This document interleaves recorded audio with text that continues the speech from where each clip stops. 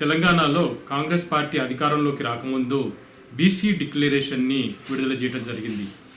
ఈ బీసీ డిక్లరేషన్లో కుల గణన చేస్తామని హామీ ఇవ్వటం జరిగింది. అదేవిధంగా దేశవ్యాప్తంగా కూడా కుల గణన చేపడతామని కాంగ్రెస్ పార్టీ పిలుపునిస్తుంది. కాకపోతే ఇప్పుడు తెలంగాణలో స్థానిక సంస్థల ఎన్నికలు చేయవలసి ఉంది.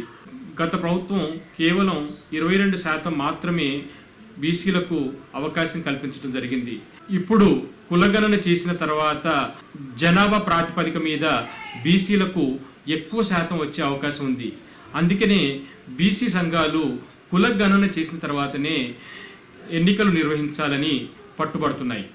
జూన్ 4న పార్లమెంటు ఫలితాలు వెలువడిన తర్వాత స్థానిక సంస్థల ఎన్నికలకు నోటిఫికేషన్ ఇస్తుందా లేదా కుల గణన తర్వాతనే ఎన్నికల నోటిఫికేషన్ విడుదల చేస్తుందా వేచి చూడాలి.